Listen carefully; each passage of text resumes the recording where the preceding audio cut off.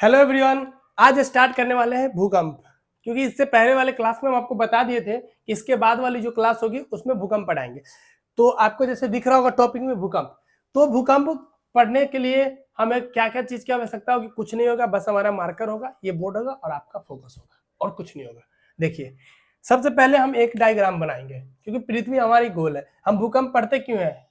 क्योंकि हमें ये पता चलता है कि कहाँ पे नुकसान हो रहा है। उसके बाद हम ये भी पता करते हैं कौन सा मटेरियल पृथ्वी के अंदर में कहाँ है, क्योंकि आंतरिक संरचना इंटीरियर ऑफ अर्थ आपको इससे पहले वाली क्लास में बता चुके हैं। ठीक है, तो हम एक अर्थ बना लिए। ये हमारा क्या है? अर्थ है, पृथ्वी। ये क्या है? पृथ्वी है। ठीक है, अब देखिए, यहाँ पे तो हमेशा से बता रहे आपको केंद्र होता है। क्या होता है? केंद्र होता है।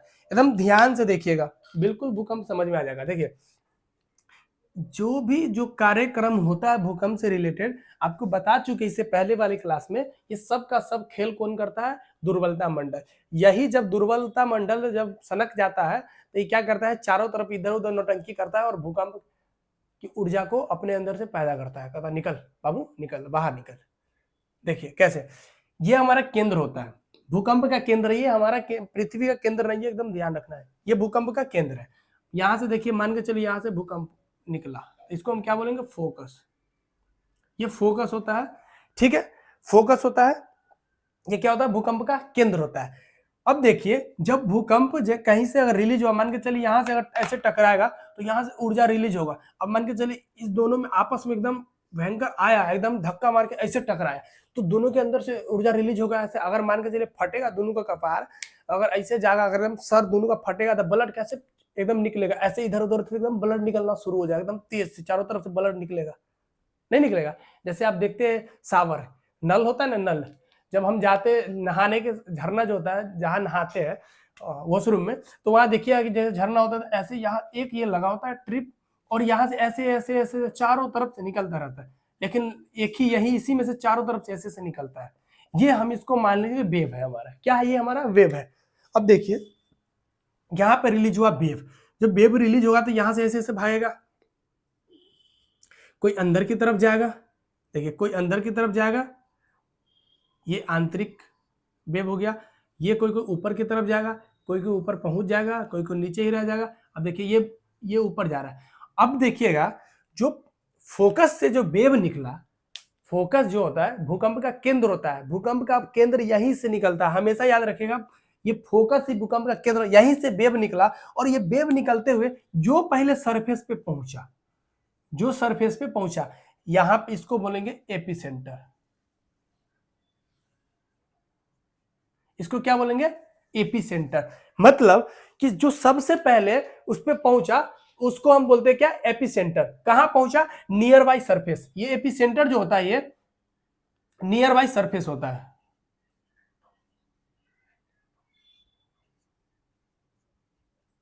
ये नियर सरफेस होता है। आप याद रखिए, जब यहां से एक वेव निकला तो ये कौन सा वेव है? ये कौन सा वेव है? ये बॉडी वेव है। इसको हम बोलते हैं बॉडी वेव। बॉडी वेव, क्योंकि हम अभी बताएंगे आपको वेव दो प्रकार का, एक बॉडी वेव होगा। जब ये अंदर की तरफ जाएगा, मान के चलिए एक हमारा ये सरफेस हो गया, ये हमारा चार्जर है, ये सरफेस है, और इसके अंदर यहाँ पे भूकंप है। ये जो नुकीला दिख रहा है ये भूकंप का केंद्र है।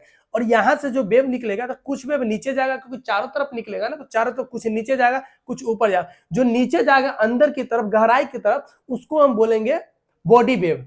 बॉडी वेव कितने प्रकार की होती है? दो प्रकार के। कौन कौन से? P wave, S wave. P wave, S wave. P wave, S wave. P का मतलब प्राइमरी, एस का मतलब सेकेंडरी। उसके बाद हम सरफेस वेव कौन कौन से होते हैं? L wave, love wave, relay wave, R wave. तो हम रिले वेव ना पढ़ के एल वेव को ही पढ़ते, दोनों बराबर हो जाता है, सेम ही होता है दोनों। तो हम पढ़ेंगे क्या? लव वेव पढ़ेंगे यहाँ पे। अब देखिए, जब ये फोकस कुछ अंदर की तरफ गया, ये अंदर की तरफ, इसको हम बोले बॉडी वेव। ठीक है, और यही क्या होगा? ये ऊपर पहुंचेगा सरफेस के ऊपर। हमेशा याद रखना है, एपिसेंटर जो हमारा ये एपिसेंटर है, ये वही होगा जो फोकस के सबसे नजदीक 90 डिग्री पे होगा। ये एनसीईआरटी का पॉइंट है, एकदम to be noted this point. देखिए, ये जो है ये 90 डिग्री, हमेशा याद रखना है कि फोकस के 90 डिग्री के ऊपर जो सरफेस के पास जाएगा वही हमारा एपिसेंटर होता है, क्योंकि एपिसेंटर हमेशा जो फोकस से नजदीक होता है। फोकस से नजदीक। आप बोलेगा इस सब तो बराबर है, अगर हम इसको यहाँ बनाएंगे, हम समझाने के लिए बड़ा लिए हुए, बाकी यहाँ अगर बनाएंगे तो ये नजदीक हो जाएगा। तो हमेशा याद रखना फोकस से 90 डिग्री ऊपर की तरफ जाएंगे सीधा, परपेंडिकुलर हो जाएगा ये। अगर 90 डिग्री हम जाएंगे तो ही हमारा एपिसेंटर होता है, हमेशा याद रखना है इस चीज को, ठीक है। अब यहां से निकला बॉडी वेव, एक ये बॉडी वेव हो गया, ऊपर में ये देखिए अब ये वेव यहां पहुंच गया और यहां से कुछ वेव चलना शुरू करेगा। यहां से अब जब ये सरफेस पे आ जाएगा ऐसे, तो अब यहां से भी तो कुछ वेव सरफेस पे चलेगा ना चारों तरफ। सरफेस पे क्यों चलेगा? क्योंकि सरफेस पे जब तक नहीं चलेगा तब तो हलचल कैसे होगा? हलचल तो सारा काम तो जो भूकंप हम देखते हैं यहाँ नुकसान हो गया वो नुकसान, सारा काम तो कौन करता है? जल्दी जल्दी जल्दी सरफेस वेव। भूल गए? कैमरा में घुस के मारेंगे। अब यहां आ गया सरफेस पे एक वेव निकल के यहां, जो पहले प्राइमरी वेव जो पहले रीच करेगा सरफेस पे, जो पहले पहुंचेगा उसको हम बोलेंगे प्राइमरी वेव। तो सरफेस पे कौन पहले पहुंचा? ये। उसके बाद देखिए धीरे धीरे धीरे धीरे ये भी एकदम भेड़ चाल से चलते हुए चलते चलते चलते चलते चलते चलते चलते अब पहुंचा। तो जो पहले सरफेस पे पहुंचा उसको बोलेंगे प्राइमरी वेव, मतलब प्राथमिक वेव, प्राथमिक तरंग, ठीक है। और उसके बाद जो बाद में पहुंचा दूसरा, मतलब पहले जो पहुंचा उसको प्राथमिक तरंग, जो बाद में पहुंचा उसको द्वितीय तरंग, द्वितीय तरंग, द्वितीय तरंग।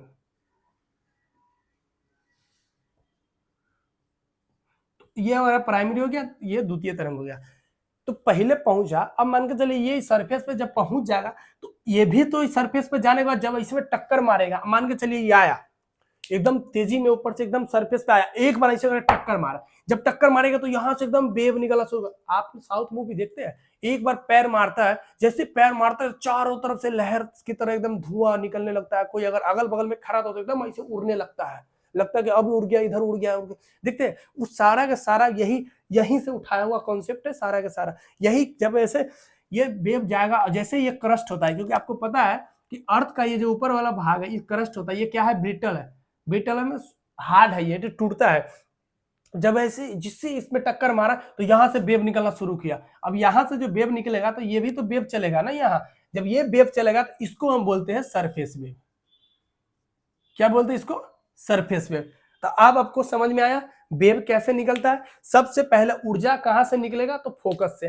फोकस से ऊर्जा निकल के पहले, उसके बाद सबसे पहले फिर कहां पहुंचेगा? मतलब सबसे पहले इन द सेंस कि फोकस के बाद सबसे पहले कहां पहुंचेगा? एपिसेंटर पे। ये नहीं बोलना है कि सबसे पहले एपिसेंटर पे, सबसे पहले फोकस पे, फोकस के बाद सबसे पहले एपिसेंटर पे। समझ में आया? ये यहां आएगा। अब हम एक चीज और समझते हैं कि ये जो वेव होता है हमारा कैसे, मतलब जैसे छाया क्षेत्र बनाता है तो कैसे बनाता है? Shadow zone. हम इसका अब शैडो जोन समझते हैं, या इससे पहले शैडो जोन से पहले हम ये समझ ले कि इसके फीचर क्या होता है। तो चलिए पहले हम फीचर देख लेते हैं, शैडो जोन समझते हैं थोड़ी देर बाद, इसके बाद लास्ट में शैडो जोन समझेंगे, क्योंकि फीचर देख लेंगे तो हमें क्लियर हो जाएगा। तो हम भूकंप को ये मिटा रहे हैं, अब हम लिखेंगे फीचर्स ऑफ वेव्स का, ठीक है।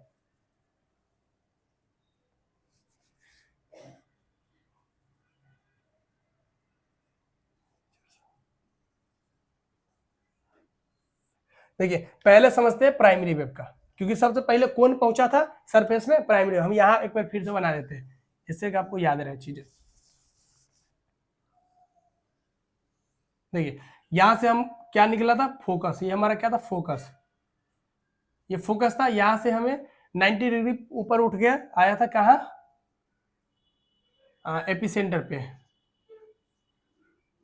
इसको फोकस को हाइपोसेंटर भी कहते हैं, डोंट वरी, ध्यान रखिएगा।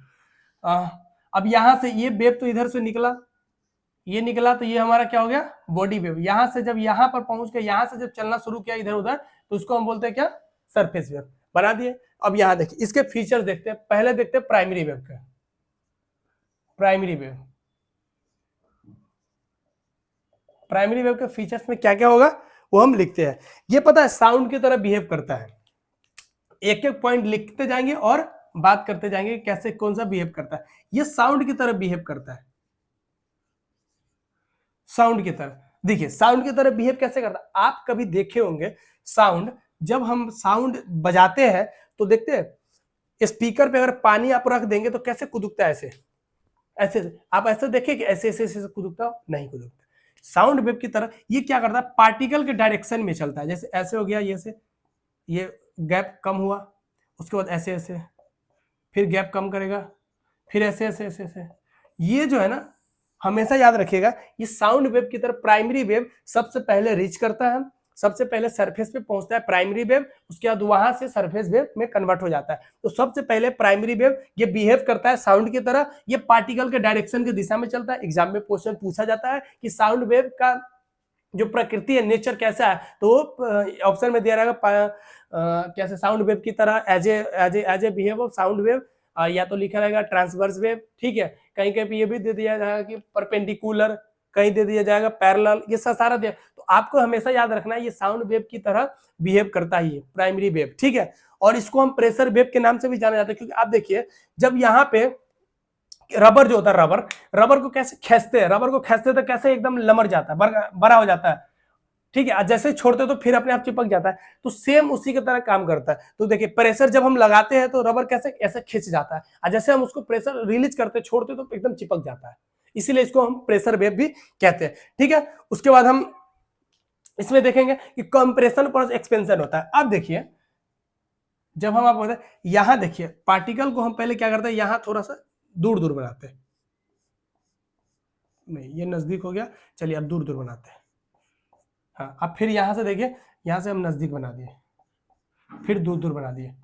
अब यहां पर एक चीज को गौर कीजिए, आप क्या गौर करना है आपको, आप देखिए यहां पार्टिकल आपको नजदीक दिख रहा है यहां पे, और उसके बाद यहां पे आपको पार्टिकल क्या होगा, दूर दूर दिख रहा होगा, पार्टिकल दूर दूर दिख रहा है, यहां भी नजदीक दिख रहा है, यहां पार्टिकल दूर दूर दिख रहा है।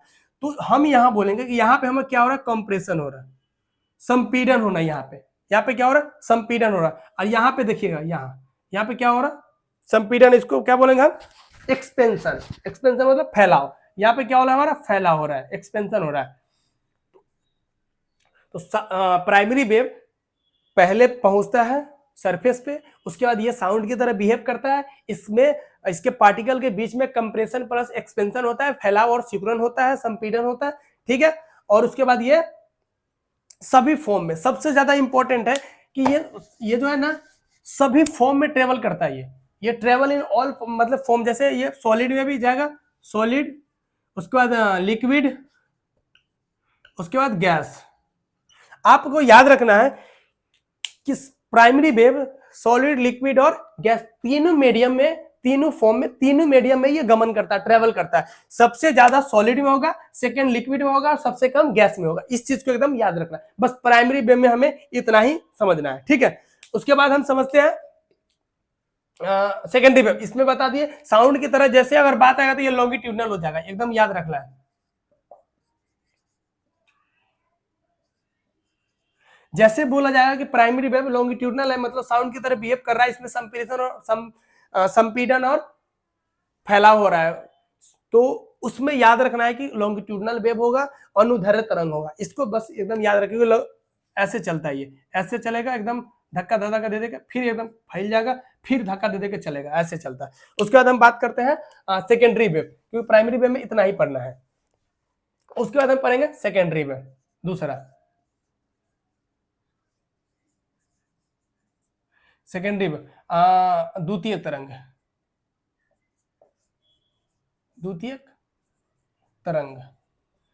देखिए इसको हम पढ़ते हैं, सेकेंडरी वेव में क्या होता है कि ये सरफेस पे दूसरा रीच करेगा, पहले क्या करेगा, पहले प्राइमरी चला जाएगा, उसके बाद अपना वेव छोड़ देगा, उसके बाद फिर सेकेंडरी भी जाएगा, कुछ लेके माल पानी ये भी लेके जाएगा, बोलेगा हम भी लेके आए हैं, हम भी लेके आए हैं, ये जाएगा, फिर इसका वेव ऐसे ट्रेवल करेगा।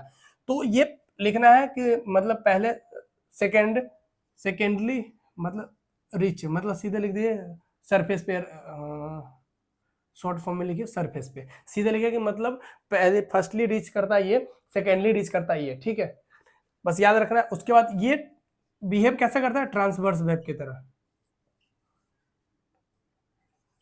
ये ट्रांसवर्स वेव की तरह बिहेव करता है। ये कैसे करता है, देखिए आप जैसे रस्सी आपने देखा होगा, जब रस्सी को आप ऐसे ऐसे करते हैं तो कैसे कैसे ये अपना आपका नागिन की तरह शेप बनाता है, ऐसे बनाता है, ऐसे शेप बनाता है।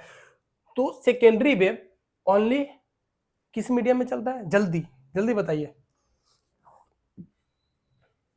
बता सकते हो कोई? नहीं, सॉलिड में। आपको याद रखना है कि कंपेयर मतलब प्राइमरी वेव के कंपेयर में, प्राइमरी वेव के कंपेयर में सेकेंडरी वेव स्लो चलता है, क्योंकि अगर ये भी फास्ट चलता तो ये भी पहुंच जाता पहले, लेकिन सरफेस पे पहले नहीं पहुंचता है। ये किस तरह चलता है? ये ट्रांसवर्स वेव होता है। ये किसके तरह बिहेव करता है? किसके तरह? जल्दी, लाइट वेव की तरह।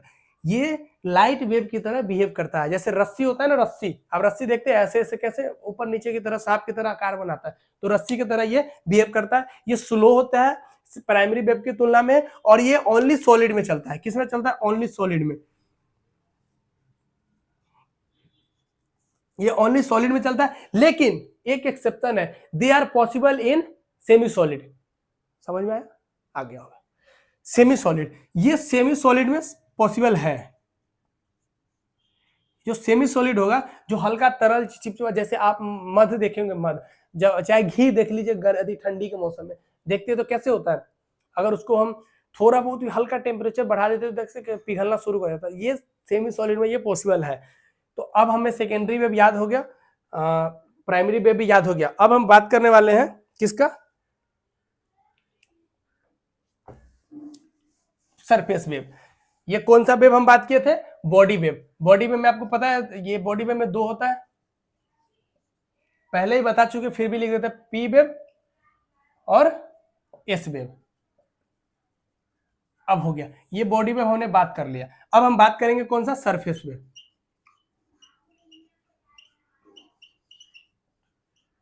सरफेस वेव, सरफेस वेव क्या आएगा? ओनली हम पढ़ेंगे क्या? Love wave.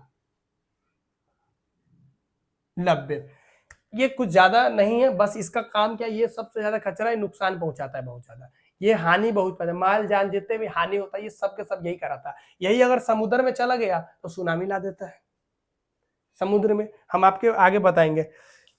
ये surface only travel in crust,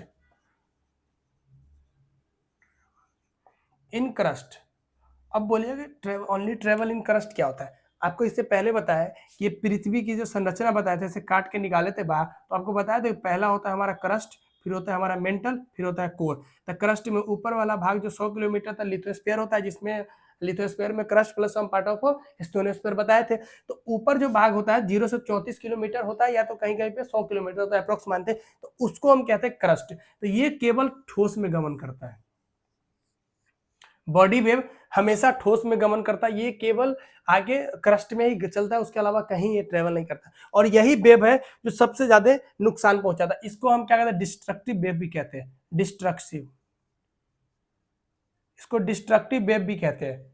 विनाशकारी तरंग, इसको हिंदी में कहते हैं विनाशकारी तरंग, इसको डिस्ट्रक्टिव वेव भी कहते हैं। ठीक है, तो हम एक एक बात को दो दो तीन तीन बार बोल बोल के रिपीट कर रहे हैं, जिससे कि आपके कानों में याद हो जाए। अगर सुन रहे तो, देख रहे तो अति सुंदर याद हो जाए। अब हम समझ गए इसके फीचर्स, ये सरफेस वेव, लव वेव पढ़ना बस। इस देखिए नामों क्या है, लव, जान रहे कितना खतरनाक नाम है, सब यही में बर्बाद है और यही सबको बर्बाद कर रहा है। देख रहे आदमी से लेके, मनुष्य से लेके पृथ्वी तक कोई बर्बाद कर रहा है, देख रहे। वैसे लव वैज्ञानिक का नाम था, शायद हो सकता है यही वाला हो, कंफर्म नहीं है। चलिए, तो अब हम ये समझ गए। अब हम इसका देखेंगे छाया क्षेत्र, शैडो जोन। ठीक है, दोनों वेव का शैडो जोन देखेंगे, उसके बाद हम अर्थक्वेक को एंड करेंगे। इससे बाहर कुछ नहीं होता, इतना ही पढ़ना होता है। हम देखेंगे दोनों का शैडो जोन एक ही साथ बनाएंगे। ये हो गया हमारा एक, और दूसरा हो गया ये इसको हम लिखेंगे पी वेव, इसको बोलेंगे एस वेव। इसको हम शैडो, ये शैडो जोन है दोनों का। ठीक है, अब देखिए हम आपको क्या बताए थे इससे पहले वाले क्लास में कि यहाँ पे क्या होता है, कोर, दोनों में बनाएंगे। क्या होता है? कोर। और ये वाला भाग हमारा क्या होता है? मेंटल।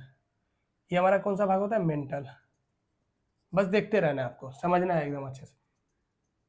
ये मेंटल, ये हमारा मेंटल होता है, कोर होता है, और उसके बाद ऊपर वाला भाग होता है हमारा क्रस्ट होता है। क्रस्ट होता है। हम क्या करेंगे, ऐसे देखेंगे, देखिए इसको मिटा देंगे, हम आपको समझा रहे, ये हमारा कोर हो गया, ये हमारा मेंटल हो गया, ये हमारा मेंटल हो गया, मेंटल हो गया, और ये हमारा क्रस्ट हो गया। सीधे सीधी बात है भाई, इसको मिटाएंगे, हम समझाने के लिए बताए थे। अब देखिए यहां से मेंटल हो गया हमारा, ये हमारा क्रस्ट हो गया। अब देखिए जब फोकस से वेव, जैसे ये फोकस से वेव जब यहाँ आया, तो अब यहां से जब फैलना शुरू करेगा, अब देखिए फोकस से वेव तो ये हमारा क्रस्ट में फैलेगा। लेकिन वही आप देखिएगा, जब ये हमारा फोकस कहाँ बनेगा, आपको पता है कि हम जो भी बनेगा हमेशा देखिएगा स्टेनोस्फीयर के आसपास ही बनेगा, इधर उधर नहीं बनता है। तो इसलिए हम इसको कोर में नहीं बनाएंगे फोकस, ध्यान रखना। ये हमारा कहाँ बनेगा, फोकस यहाँ बनेगा, फोकस। ये हम यहाँ से 90 डिग्री हमारा क्या बनता है, एपिसेंटर। ये हमारा फोकस हो गया, फोकस दोनों में बनेगा सेम। ये भी यहाँ बनेगा फोकस हो गया, ये हमारा यहाँ से 90 डिग्री पे एपिसेंटर। अब देखिए हम क्या बताएं, प्राइमरी वेव क्या होता है, तीनों मीडियम में चलता है, तीनों मीडियम में चलता है। तो क्या तीनों मीडियम में जब चलेगा तो इसका मतलब है कि आराम से ये पूरा में फैल जाएगा? बिल्कुल नहीं। आपको पता है कि जब घनत्व को डेंसिटी जब बदलते हैं तो वेव में परिवर्तन होता है। आप देखिए, आप एकदम सॉलिड, अगर मतलब देखिए अगर रोड है एकदम बढ़िया रीट एंड क्लीन रोड है, तो आप एकदम तेजी में दौड़ के जाएंगे, और वहीं आपको थोड़ा भी कीचड़ दिखेगा तो जैसे आप पैर उठाएंगे तो पहला पैर अगर नीचे दाब रहे तो दूसरा पैर उठाएंगे तो पैर फंसेगा, फिर तीसरा स्टेप लेंगे, फिर पैर उठाएंगे तो पैर फंसेगा। तो जब हमारा मीडियम बदल जाता है तो हमारा दौड़ का स्पीड कम जाता है, तो ये तो वेव है, ये तो वेव है प्रभु। आप देखिए जब हम दौड़ते हैं तो पानी अगर आ जाता है तो आपको पता है कि कीचड़ आता है, कीचड़, और कीचड़ के बाद पता है अगर पानी आ गया तो हमारा स्पीड और कम जाता है, क्योंकि कीचड़ थोड़ा और पानी आया तो उसमें वेव होता है, तो हम जब चलते हैं तो हमें और भी ज्यादा धक्का लगता है।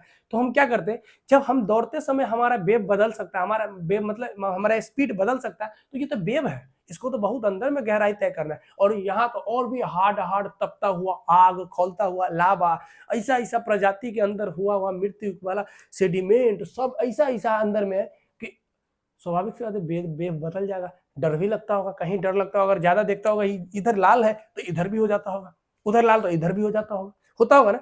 इसी तरह क्या होता है, जब हम वेव को अंदर की तरफ देखेंगे तो ये अपने आप को ना दिशा बदलता है, डायरेक्शन बदलेगा। देखिए यहां से वेव जब चलना शुरू किया तो ये तो हमारा सॉलिड है, ये हमारा कौन सा है, सॉलिड है। जब सॉलिड होगा तो ये वेव हमारा बाईपास कर जाएगा, ये देखिएगा यहां से क्या करे, बाईपास वेव चलेगा। देखिए वेव चला, यहाँ से ये हमारा चला, ये पूरा चलता रहा, क्योंकि ये पता आपको ये सॉलिड है।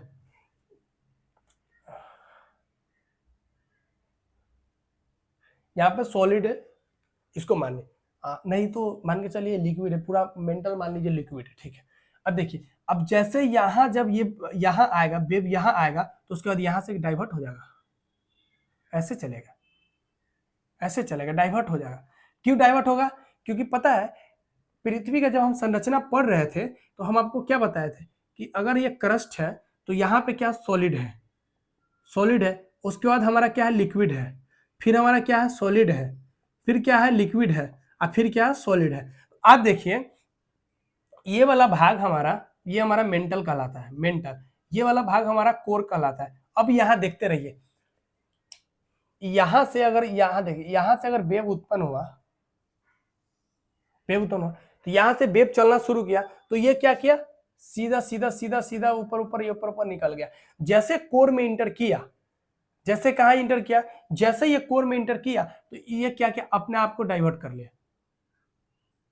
देखिए ये डाइवर्ट करेगा, तो यही जो डाइवर्ट करेगा तो ये दोनों आपस में क्या बनाएगा, छाया क्षेत्र। क्योंकि आपको पता है वेव जो है मीडियम बदलने पे डायरेक्शन में कन्वर्ट कर लेगा। तो यहाँ पे होता है 105 डिग्री और यहाँ पे होता है 145 डिग्री।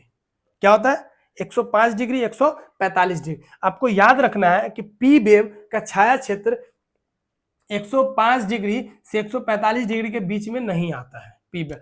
आपको हमेशा याद रखना है कि भूकंप का केंद्र कहीं भी हो सकता है और छाया क्षेत्र जरूरी नहीं कि यही होगा। हम यहाँ भी अगर भूकंप का केंद्र यहाँ है तो हम यहाँ से छाया क्षेत्र बनाएंगे तो ऐसे बनेगा, ठीक है। लेकिन याद रखना हमेशा 105 से 145 के बीच में ही खाली गैप होगा, छाया क्षेत्र बनेगा।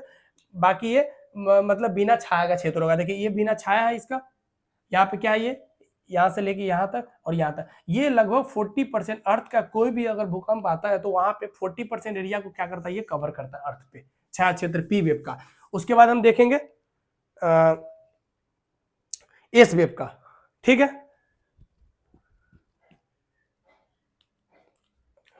अरे सॉरी इसका नहीं, ये गलत है, ये 40% एरिया एस वेव का कवर करेगा, इसका नहीं। हम देखते फिर, देखिए इसको यहां से फिर ऐसे क्या होगा, ये तीनों मीडियम में चल रहा था, आपको याद होगा। सॉलिड प्राइमरी वेव किस में चल रहा था, सॉलिड, लिक्विड और गैस, तीनों मीडियम में चल रहा था, इसलिए ये तीनों मीडियम क्रॉस किया, सॉलिड भी क्रॉस किया, लिक्विड भी क्रॉस किया। लेकिन ये ओनली फॉर सॉलिड में चलेगा, ओनली फॉर सॉलिड में चलेगा। देखिए कैसे, अब यहां देखिए, अरे भाई साहब यही इतने पर रह जाएगा, ये 105 है ना, बस हो गया खत्म, इससे अलावा ये आगे नहीं जाएगा। इसका ये पूरा छाया क्षेत्र होगा, ये पूरा छाया, ये जो है अर्थ का 40% कवर करता है।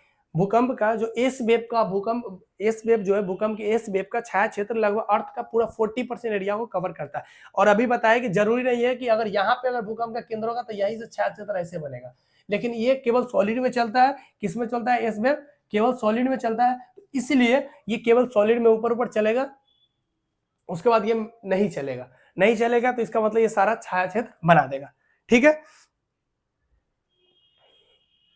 तो इसमें अब मेरे अनुसार से कुछ रह नहीं गया, छाया क्षेत्र आपको समझ आया, एनसीईआरटी में भी ऐसे दिया हो, आप उसको पढ़ेंगे तो समझ में आ जाएगा, ठीक है। अब इसके बाद हम समझते हैं कि कौन सा नुकसान को कैसे नापा जाता है।